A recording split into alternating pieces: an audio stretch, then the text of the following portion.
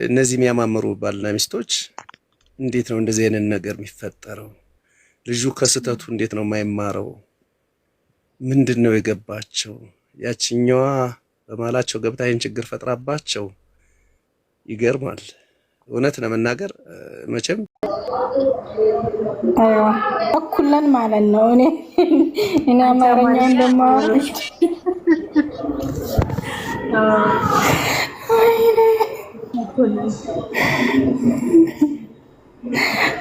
በቃ አሁን ደንግጫለሁ። በሌላ ቀን ገብቼ አወራለሁ። እኔ አሁን እያንቀጠቀጠኝ ነው። አላመንኩም። በቃ እሺ ወዴ እሺ በቃ ቦስት አወራሻለሁ ማለት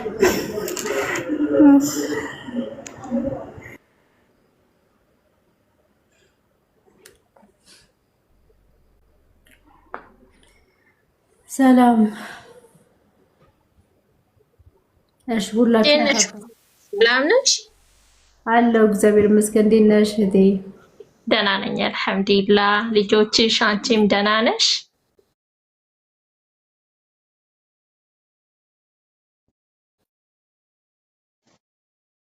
ታተልሽ በጣም ጠንካራ ጀግና የሴቶች ምሳሌ ወላሂ እኔ ሁሌም ሲያይሽ በጣም ነው የምለክሰው። ገባሽ?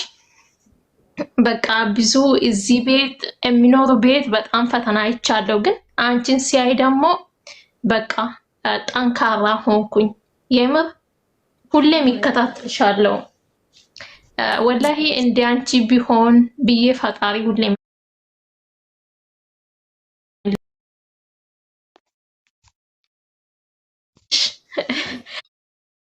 ብዙ አማርኛ አልችልም፣ ግን ብቻ ሁሌም እከታተልሻለሁ ወላሂ። እሺ ውዴ በጣም አመሰግናለሁ። እኔ ወድ አው በርቺ፣ እኛ ደግሞ ከጎንሽ ነን። ዩቲዩብሽም ስሪ፣ ምንም እንዳይሰማሽ። በቃ እንደዚህ ደግሞ ቆንጆ ሆነሽ ሁሌም እንደዚሁ አማረብሽ ቆይልሻለሁ። ወላሂ ይሄን መናገር ብዬ ነው ገባሁት። እሺ ነው በጣም አመሰግናለሁ። እግዚአብሔር ያክብርልኝ፣ እናንተም ኑሩልኝ። እውነት ከልብ ማለት ነው። እሺማ ኑርልኝ አንቺም። ወላሂ እኔ አንቺን ሲያይ በቃ ብዙ ተስፋ ነው እንትን የምለኝ። አመሰግናለሁ ማሪ በጣም ደህና መሸሽ። እግዚአብሔር ይመስገን ወንድሜ። እንዴት ነሽ? አለሁ እግዚአብሔር ይመስገን። እግዚአብሔር ይመስገን። ሁሉ ሰላም? እግዚአብሔር ይመስገን ሁሉ ሰላም። አንተስ እንዴት ነህ? ሁሉም ሰላም ነው? ሁሉ ሰላም እኔ ጋር አለሁ። ልጆችሽ ሁሉ መልካም? ሁሉ መልካም ተመስገን። እሱ ነው ዋናው። የጨቀጨኩሽ አስገብኝ እያልኩኝ ድራማሽን ሳየው በጣም በእውነት ነው የምልሽ፣ እግዚአብሔርን ነው የምልሽ፣ በጣም ብዙ ጊዜ የተሰበርኩበት ነው። ምክንያቱም ይህ ነገር እውነት ነው ውሸት ነው እንዴት ነው የሚለው ነገር በጣም መንፈሴን ያስጨንቀው ነበረ። በእውነት ነው የምልሽ ለመሰልሽ፣ በእውነት እኔ ከባለቤቴ ጋር ስለተለያየው እውነት ለመናገር በቃ እንበያ ያቀረረበት ቀን ነበረ። ስለ ልጆች ጉዳይ ምናምን ሲነሳና ያን ነገር ግልጽ አድርጊልኝ። እውነት ድራማ ነው የምትሰሩት ወይስ የእውነተኛ ታሪክ ነው? እውነተኛ ታሪክ ነው አባቴ። የኛ ሪያሊቲ ሾው ነበረ የምንሰራው። ማለት ምንም የተደበቀ ነገር የለም። ከድሮም ጀምሮ ሁሉም ተመልካች የሚያውቀው ነው። ሪል የሆነ ላይፋችን ነው የምናሳየው እና አሁን የተፈጠረው ደግሞ በተለይ እዚህ አዲስ አበባ ከገባን በኋላ ብዙ ነገሮች ናቸው እየገጠሙኝ ያሉት። ያው አርባ ምንጭና ወላይታ ሶዶ እየኖርን ብዙም ከሰው ጋር ስለማንገናኝ እንደዚህ አይነት ፈተናዎች ገጥመውኝ አያውቁም። እዚህ ከመጣሁ በኋላ ግን እንደዚህ አይነት ነገሮች ገጥመውኛል። ያው ሁላችሁም እንደምታውቁት ዩቲዩብ ላይ ነው የምሰራው። የሶሻል ሚዲያ ተጠቃሚ ነኝ፣ ግን ደግሞ ውጭ ላይ ወጥቼ ብዙም ኮሚኒኬት የለኝም ከሰዎች ጋራ። በብዛት እንደዚህ አይነት ነገሮች የሚኖሩት ባለቤቴ ነበረ። በዛ አጋጣሚ ያው ከሚገናኛቸው ሰዎች ጋር እንደዚህ አይነት ነገሮች እየተፈጠሩ ስለሆነ ሪሊ የሆነ ነገር ነው እያሳየኋቸው ያለሁት ማለት ነው። እና ምንም ድራማም አይደለም፣ ምንም ነገር አይደለም። በሰው ህይወት ውስጥ የሚያጋጥም ነገር ነው። የሰው ህይወት ውስጥ ያለ ነገር ነው። እንደዚህ አይነት ነገር ትጋባለህ፣ ከተስማማ አብረህ ትኖራለህ፣ ካልተስማማ ትለያያለህ። በመሀል ላይ ልጆች ካሉ ልጆችን እንዳይጎዱ ራስን መስዋዕት ማድረግ ነው። የምር ውብዬ እኔ መጀመሪያ አሁን አይደለም እኔ ወደ 5 ዓመት ነው አንቺን የሚከታተልሽ ማለት ነው። በጣም ደስተኛ ነበራችሁ እዛ ሀገር የነበራችሁ ጊዜ ፕራንካችሁ በቃ ሁሉም ፍቅር በፍቅር ናቸው እና ወደዚህ ስትመጡ ግን ብዙ ፈተና አጋጥሞሻል። ግን ደግሞ እስከ ዛሬም ጠንካራ ሆነሽ ድጋሚ ሁለተኛ ልጅሽ በሰላም ወልደሽ ያሳደግሽ ነውና ወላሂ እኔ በጣም ነው ገረመኝ። እንደው በቃ ይሄ ፈተና እኮ አንዳንዴ ለበጎ ነው፣ ግን በአንቺ ቢከብድም እኛ ግን ትምህርት ሆኗል። ገባሽ? እኛ ከአንቺ ብዙ ነገር ተምራለሁ እኔ በበኩሌ ብዙ ነገር ማለት ነው። እና በጣም ጎበዝ ነሽ። በተለይ ደግሞ ሰራተኛ ምናምን ቪዲዮሽ ያየው ነበረና በአላህ አንቺ ሳይሆን የልጆችሽ ጠነቃቂ፣ እንደዚህ ሰራተኛ ቤትሽ እንዳታስገቢ። ምንም ስራ ራሱ ቢቀርሽ ይሻልሻል። ገባሽ? የሆነ አደጋ ልጆችሽ ላይ ነገ ቢደርስ አንቺ ሁሉም ነገር አይተሻል። ግን ልጆችሽ የሆነ ነገር ቢሆኑ አንቺ መቋቋም አትችይም። ዛሬ እኮ የልጆችሽ ብለሽ እንደዚህ ብዙ ነገር እየሆንሽ ስለሆነ ማለት ነው። ይሄ ዋጋ የከፈልሽው የልጆችሽ ስለሆነ ሰራተኛ ብዙ ጓደኛም ሆን ምንም እንዳታምኒ፣ ራስሽ ብቻ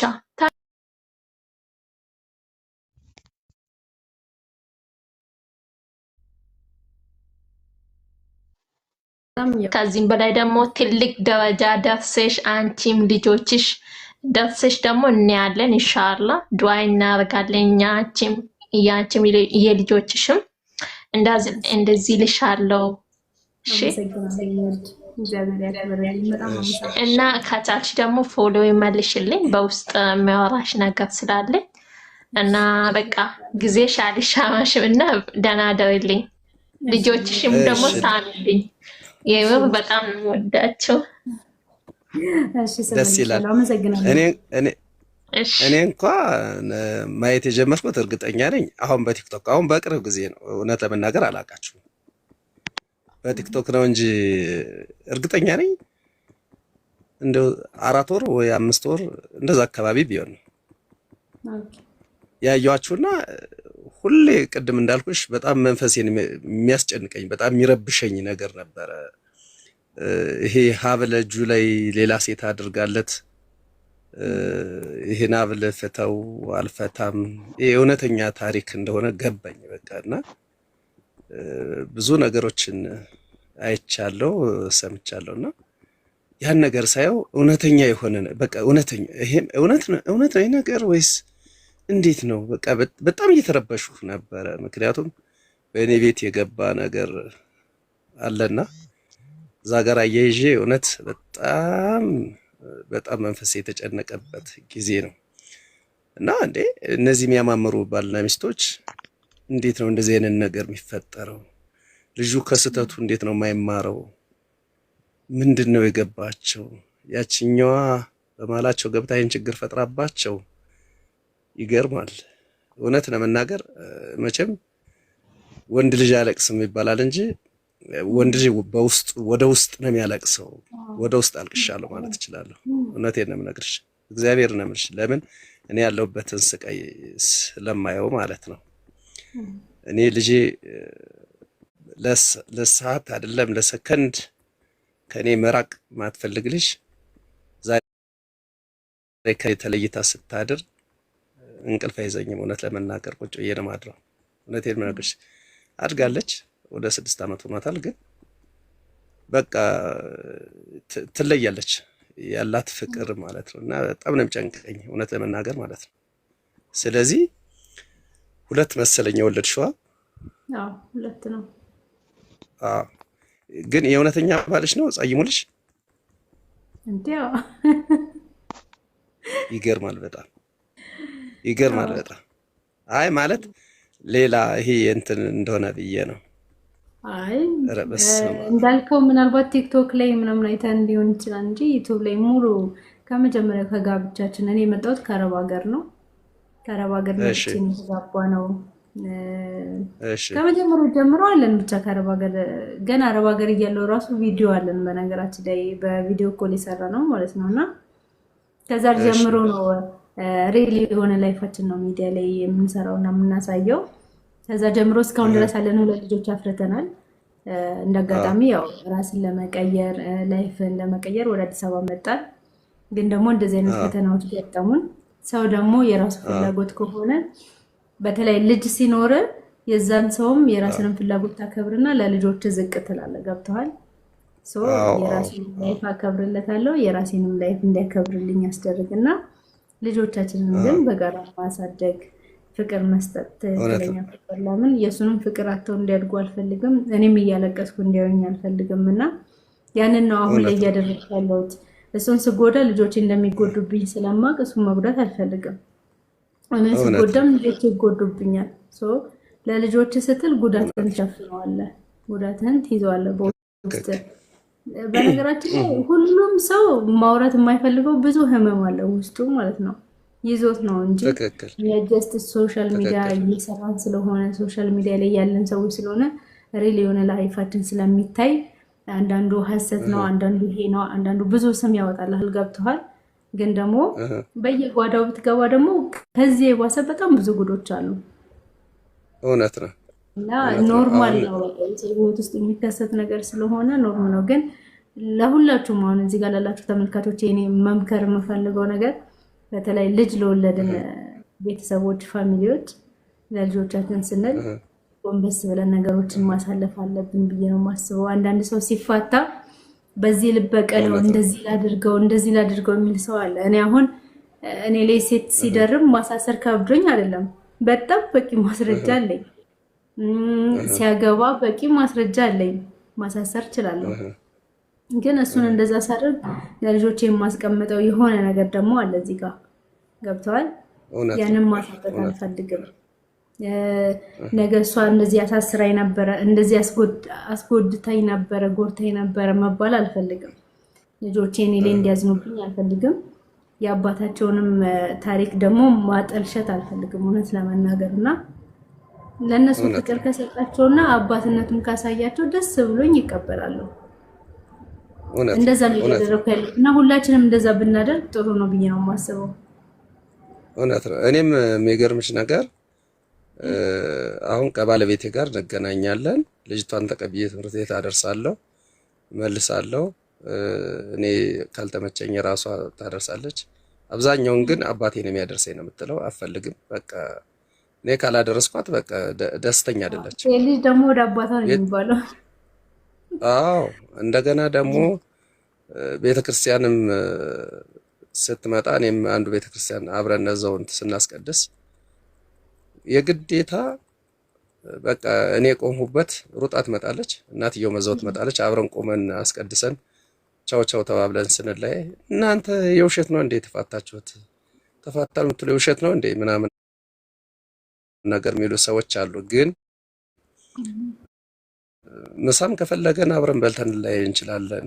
በዛ ነገር ገዛዝቼ እልካለሁና ቻው እያልኩ እመለሳለሁ። እና ብዙ ጊዜ ምን ሆናችሁ ነው የውሸት እንትን አይ ማለት ልክ አሁን ያልሽውን ነው እኔ እያደረኩ ያለሁት።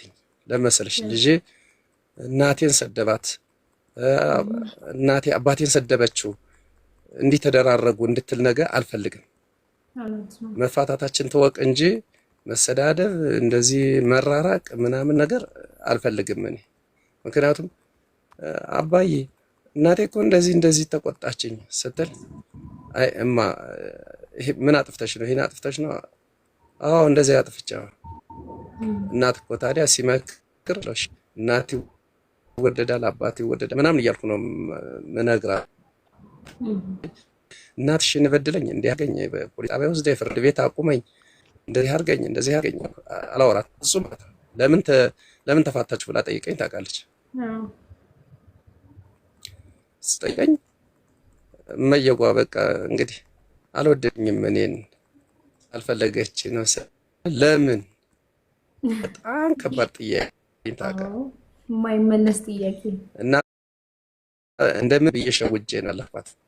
ግን እኮ ብትታረቁልኝ ነበር የሚሻለኝ ብለኛለች። በእውነት ነው የምልሽ። መቤቴ ነው እንደዚህ እያለች ስታስጨነቀኝ የለም በቃ በጣም የባሰ ጭንቀት የባሰ ህመም ብታይ በስማም አሁን ያለሁት ኖሮ አይባልም። እንደ ልጅ የሚሰብር አይ ልጅ ማሰሪያው አይ ልጅ ገመዱ ቤት ማምን አላት ጥሏት ቢሄዱ የሚባል ነገር አለና እውነት ለመናገር ከማሰሪያም ሀብሉ ናቸው ልጅ በእውነት ተመሽ ከማሰሪያ በጣም ከባድ ነው። እና የእናንተን እንትን በቲክቶክ ነው የተከታተልኩትኝ። እውነት ለመናገር ወደ ውስጥ ነው ያለቀስኩት። ገብርኤል አስገቢኝ ያልኩበት በጣም የለመንኩበት ይሄን ለመተንፈስ ፈልጌ ነው በእውነት ተመሽ እግዚአብሔር እኔ እኮ ሴት ብቻ ነው እንደምታስገቢው ስትል የሆነ አመጽ ልታስነሳ እንደሆነ ገባኝ። አስገባው። አዎ ምክንያቱም በቃ ብልሽ አላስገባኝ ሳይሽ ድንግጥ አልኩኝ። ምክንያቱም እንዴ እቺ ልጅት ነው ማቃተ ብዬ ብዬ ማለት ነው። አሁን ቀጥታ እዚህ ጋር ሳይሽና ከዛ ቪዲዮን ስትለቁት ማይሽ ልዩነት አመጣብኝ መልክሽና፣ ግን የተወሰነ ነገር ደግሞ መጣልኝ። ከዛ የት ነው ማቃተ ምናምን ብዬ ድንግጥ አልኩኝ። እንዲህ አሁን ለምሳሌ በቪዲዮ ብዙ ጊዜ የምታየውን ሰው በአካል እንደምታውቂው መስሎ አንዳንድ ጊዜ የሚታይሽ ነገር የለም። ልክ እንደዛ ድንግጥ ከዛ ትዝ ሲለኝ በፈጣሪ ስም እንዴ እና ያን ድራማ የሚሰሩት የእውነት ነው የውሸት ነው? እውነተኛ ታሪክ ነው ወይስ የውሸት ነው? ልጠይቃት ምናምን ብዬ ብል ስትኝ አሁንም ሴት ስታስገቢ አሁንም ሴት ስታወሪ እንደ አንቺ ሴት ብቻ ነው እንደምታስገቢ ታብታብ እያደረኩኝ እጄ እኮ ወንዶች አመጻ ላይ ያስነሱብኝ ነው ብዬ ፈርቼ እኮ ወርስተ የአርባ ምንጭ ልጅ ነሽ ማለት ነው? እኔ ደብረ ዘይት ልጅ ነኝ። አግብቼ ግን ደብረ ዘይትም ኑር ያለው ሶዶ ወላይታ ሶዶም ኑር ያለው አርባ ምንጭም ኑር ያለው አሁን ደግሞ አዲስ አበባ የመጨረሻ ነው። በስመ አብ። ምክንያቱም በስራ ጉዳይ እየሄዳችሁ ነው እዛ? አዎ በስራ ጉዳይና የባለቤቴ ፋሚሊ እዛ ስለነበሩ እዛ ነው የምንሄደው። አሁን ግን ያው ቋሚ ኑሮዬ እዚህ ነው፣ አዲስ አበባ ነው። አሁን ላይ አዲስ አበባ አይጠሩ። እኔም አዲስ አበባ ነው ያለሁት። በእርግጥ በጣም ይገርማል። በእውነት በጣም የሚገርም አስተማሪ የሆነ በጣም ትልቅ ትምህርት ለህዝቡ የሚሰጥ ስራ ነው እየሰራችሁ ያላችሁት። በእውነት ለመናገር ልጆችሽን ያሳድግልሽ፣ አንቺንም እግዚአብሔር ያኖርሽ። በእውነት ጠንካራ ሴት ነሽ። ጠንክሬ በርቺ። በእውነት በጣም ነው ማከብርሽ። እግዚአብሔር እናመልሽ እንደ ያስገብተሽኝ እንደተነፈስ ያረግሽኝ እግዚአብሔር ይስጥሽ። በእውነት እግዚአብሔር ምርር ብዬ ነበርና ምርር ብዬ በእውነት። ስንት ዓመት የሆናቸዋል ልጆችሽ? የመጀመሪያ ልጄ 3 ዓመት ነው። ትንሿ ገና ነች፣ ገና 6 ወሯ ነው እኮ። እውነትም ትክክል በቃ ሪሊ ነው የምታሳዩን። በቃ ትክክል ነው የምታሳዩን እኮ። አራስ መሆንሽን እኮ እያሳየሽን ነበር። ያው አራስ ነኝ ማርያም፣ ገና 6 ወሬ ነው። በስመ አብ ወወልድ ወመንፈስ ቅዱስ አሐዱ አምላክ። ይገርማል በጣም። ወንድምሽ እንደዛ ሲሆን በእውነት እኔ ወንድምሽ እንደዛ ሲሆን እኔ እሱን ደግሞ በጣም እንትን ያለኝ የስንት ጊዜ ታላቅ እህቴን ባሉ አንድ ጊዜ እገላለሁ እመታለሁ ምናምን አለ። ትልቅ ሰው ናቸው በእውነት በጣም ትልቅ ናቸው። እንዴ ለምን በዚህ እድሜ ተው እንጂ ምናምን ነገር ስለው እገላታለሁ ሲል አረግ አልኩኝ፣ ቅይር አልኩኝ። እመቤቴን ብለው እምቢ ሲለኝ ከዛ እስኪ ወንድ አልኩት። እግዚአብሔር ነው የምልሽ እስኪ ወንድ እየፈጠጠ ስለበት ድንግጥ ብሎ ትልቅ ሰው ነው እኮ በቃ ማለት ስልጣን ያለው ሰው ነው። እውነቴን ነው የምነግርሽ።